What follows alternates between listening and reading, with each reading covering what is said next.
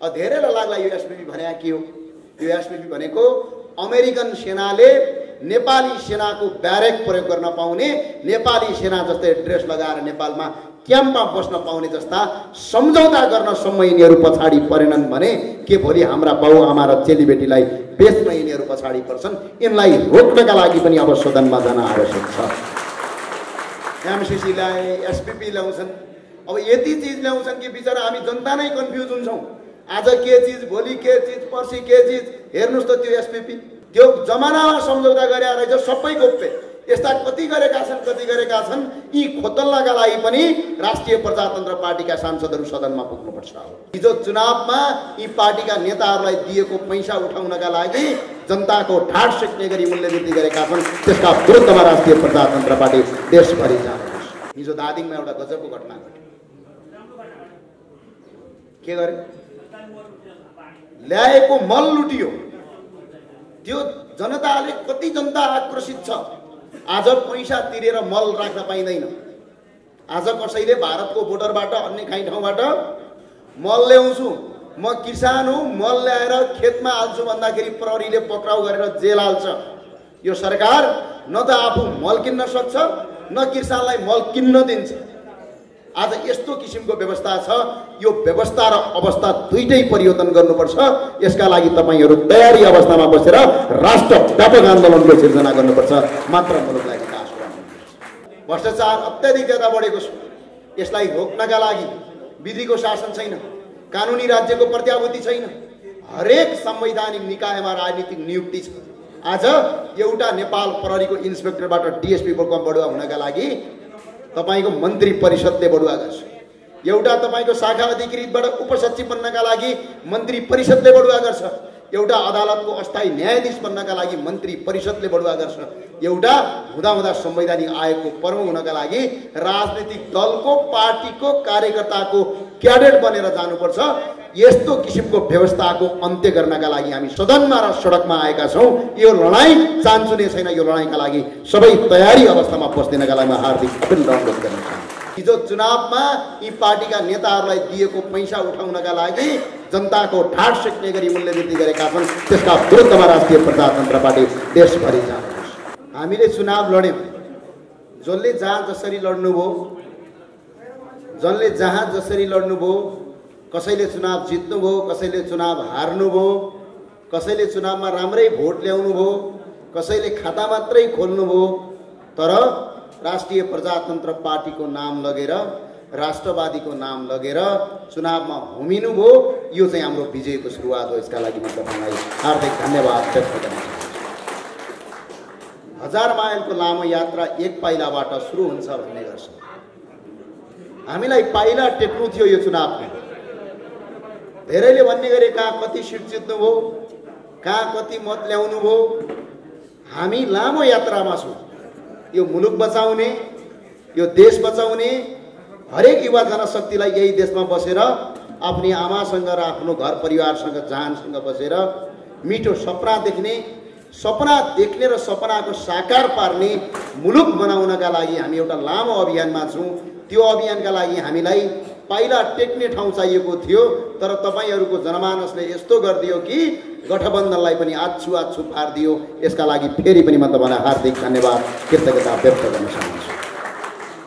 जहाँ जसरी जित्नु भएको छ, जहाँ जसरी भोट ल्याउनु भएको छ, म तपाईँ सबैलाई यति राम्रो भएको छ।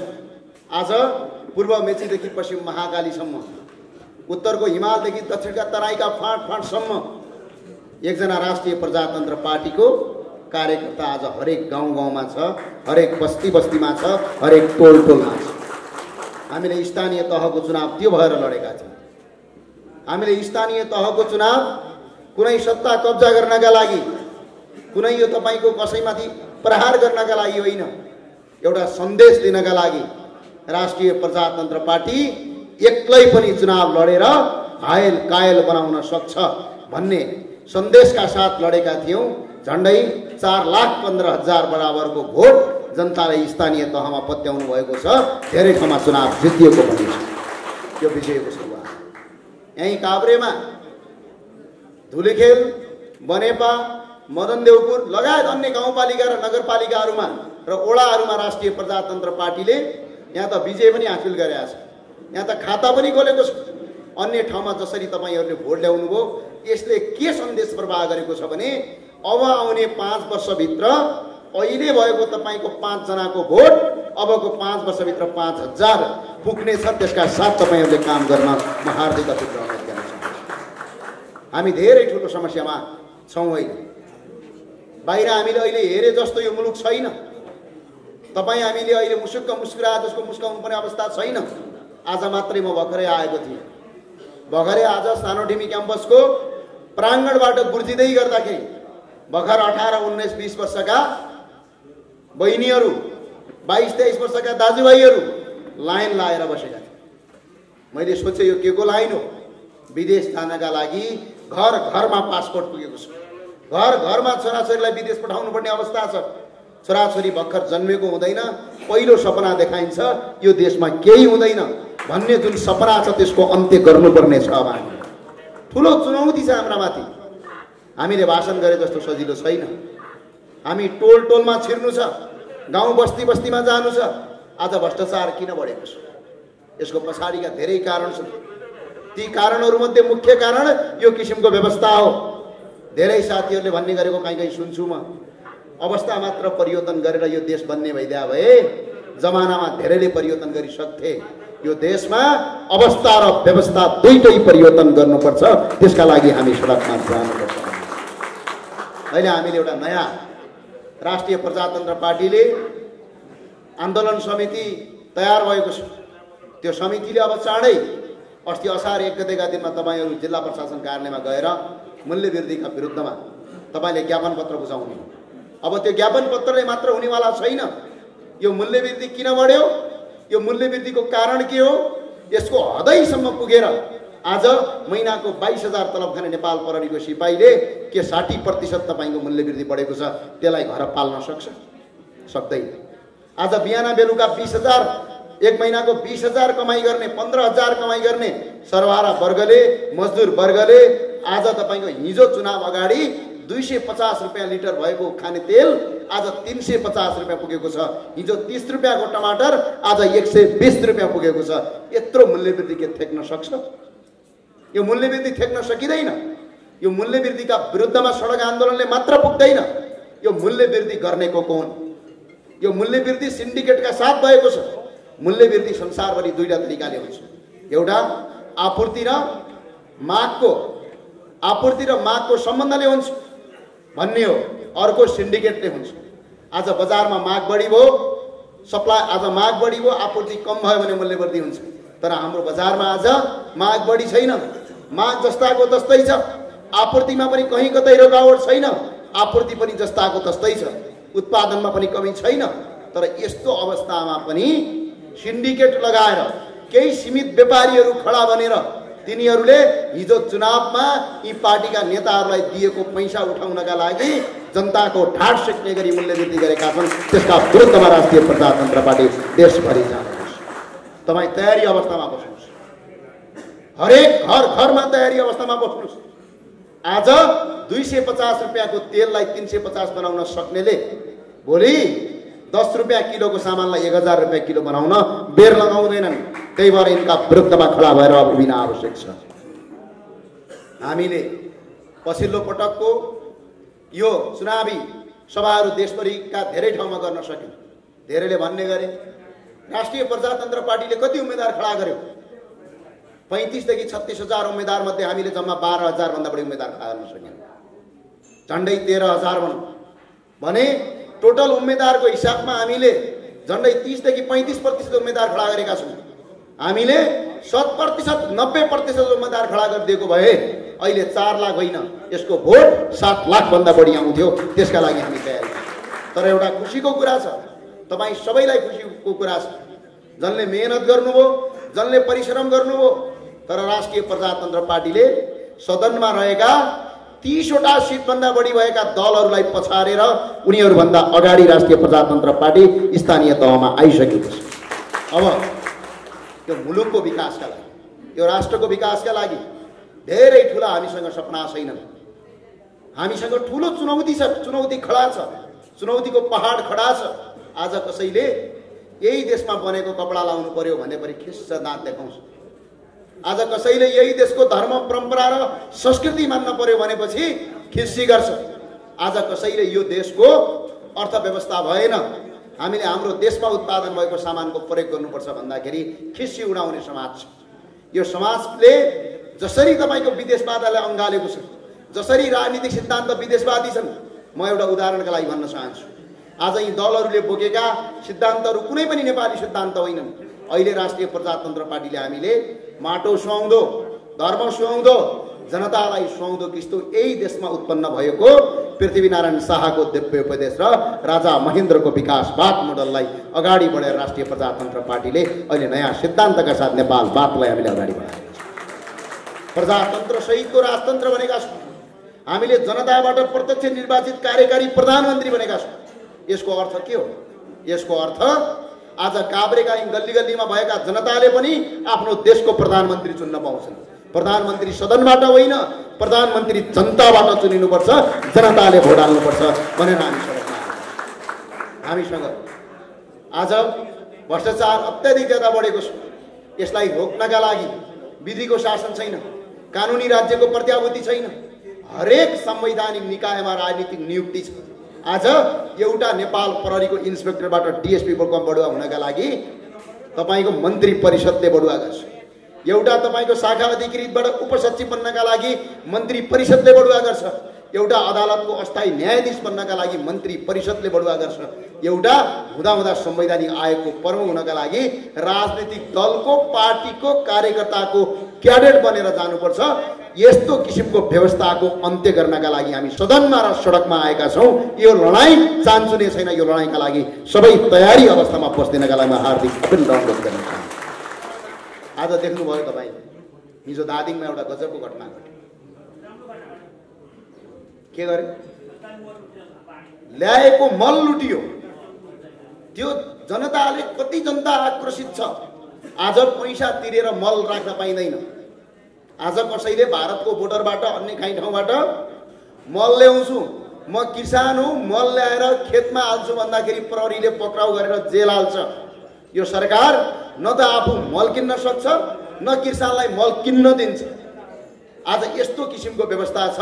यो व्यवस्था र अवस्था दुईटै परिवर्तन गर्नुपर्छ। यसका लागि तपाईहरू तयारी अवस्थामा बसेर राष्ट्रव्यापक आन्दोलनको सिर्जना गर्नुपर्छ। मात्र मुलुकलाई विकास गराउनुपर्छ। हाम्रो देशको अर्थव्यवस्था के हो? मैले धेरै लामो कुरा गरिन। यो देशको अर्थव्यवस्था कृषि हो, यो देशको अर्थव्यवस्था पर्यटन हो, यो देशको अर्थव्यवस्था हाम्रो स्रोत माथिको प्रयोग हो। आज हेर्नुस् त, आज हेर्नुस्, निकुञ्जभित्र रुख कुहिएर डङडङी गनाएर त्यहाँ तपाईँको भक्कानो लागेको हुन्छ अनि मलेसियाको काठ ल्याएर तपाईँको खाट बनाउनुपर्छ। गोदावरीको मार्बल बन्द छ, राजस्थानको मार्बल ल्याएर प्रयोग गर्नुपर्छ। नेपाली मदिरा प्रयोग गर्न पाइँदैन, विदेशका हुस्की खानुपर्छ। यस्तो किसिमको अवस्था छ। आज नेपालको जडीबुटी बेच्न पाइँदैन। कोही किसानले यदि जडीबुटी बेच्यो भने त्यसलाई जेल हालिन्छ अनि भारत र अन्य देशमा बनेका ती सिटामलका ट्याब्लेटहरू ल्याएर घर घरमा बाँडेर व्यापारी बन्ने, किसानले जडीबुटी बेच्यो भने अपराधी बन्ने जुन किसिमको कानुन छ, यो कानुनलाई परिवर्तन गर्नका लागि राष्ट्रिय प्रजातन्त्र पार्टीले अब संसदमा 2/3 साथ खडा हुनुपर्छ र उभिनुपर्छ र जनताको जीवनलाई परिवर्तन गर्नुपर्छ। यसका लागि तयारी अवस्थामा रहनुहोस्, आत्मबलका साथ बस्नुहोस्। पार्टीका सर्दै अध्यक्ष हामीले धेरैले भन्ने गर्थे, के भन्ने गर्थे? युवा आएनन् राष्ट्रिय प्रजातन्त्र पार्टीमा। आज राष्ट्रिय प्रजातन्त्र पार्टीको स्वयं अध्यक्ष राजेन्द्र लिङ्गदेल एउटा युवा हुनुहुन्छ। युवाले यो देशको नेतृत्व गरिरहनु भएको छ। अन्य कुरा गर्ने गर्थे, कमसेकम नेता आए त यस्तो आउनु नि, कमसेकम भ्रष्टाचार गर्दिन भन्ने त आउनु भन्थे।